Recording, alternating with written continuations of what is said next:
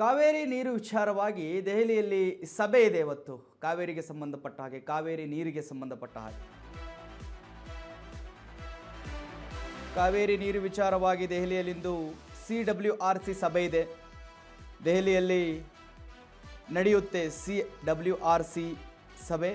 ಆ ಸಭೆಯತ್ತ ರೈತರ ಚಿತ್ತ ಇದೆ, ಏನಾಗುತ್ತೆ ಅಂತ ಹೇಳಿ. ನೀರು ಬಿಡುವಂತೆ ವಾದವನ್ನು ಮಂಡಿಸುತ್ತೆ ತಮಿಳುನಾಡು. ಬಟ್ ಏನಂತ ಹೇಳಿದ್ರೆ ಜೂನ್ ಜುಲೈ ತಿಂಗಳ ತಮ್ಮ ಪಾಲಿನ ನೀರನ್ನು ಹರಿಸುವಂತೆ ಪಟ್ಟನ್ನು ಹಿಡಿಯುತ್ತೆ ತಮಿಳುನಾಡು. ಪಟ್ಟನ್ನು ಹಿಡಿದಿದೆ, ಆಲ್ರೆಡಿ ಬಿಡಬೇಕು ಅಂತ ಹೇಳಿ. ಕರ್ನಾಟಕದಲ್ಲಿ ಮುಂಗಾರು ಕೊರತೆ ಇದೆ, ಆ ಬಗ್ಗೆ ವರದಿ ಸಲ್ಲಿಕೆ ಆಗಿದೆ. ನೀರು ಬಿಡಲು ಸಾಧ್ಯವಿಲ್ಲ ಅಂಥೇಳಿ ಕರ್ನಾಟಕದಿಂದ ವಾದವನ್ನು ಮಂಡಿಸ್ತಾ ಇದ್ದಾರೆ ಕರ್ನಾಟಕದವರು. ಹೌದು, ನಮಗೆ ನೀರು ಕೊರತೆ ಇದೆ, ಮಳೆ ಬಂದಿಲ್ಲ ಈ ಸರಿ, ನೀರು ಬಿಡೋದಕ್ಕಾಗುವುದಿಲ್ಲ. ಕಾವೇರಿ ನೀರು ನಿರ್ವಹಣಾ ಪ್ರಾಧಿಕಾರ ಸಭೆಯಲ್ಲಿ ಚರ್ಚೆ ಆಗುತ್ತೆ ಎಲ್ಲವೂ ಕೂಡ. ಕಾವೇರಿ ನೀರು ವಿಚಾರವಾಗಿ ದೆಹಲಿಯಲ್ಲಿಂದು CWRC ಸಭೆ ಇದೆ. ದೆಹಲಿಯಲ್ಲಿ ನಡೆಯಲಿರುವ CWRC ಸಭೆಯತ್ತ ಎಲ್ಲರ ಚಿತ್ತ ಇದೆ, ರೈತರ ಚಿತ್ತ ಇದೆ, ಏನಾಗುತ್ತೆ ಅಂಥೇಳಿ. ಯಾಕಂತ ಹೇಳಿದ್ರೆ ಮಳೆ ಕೊರತೆ ಇದೆ ರಾಜ್ಯದಲ್ಲಿ.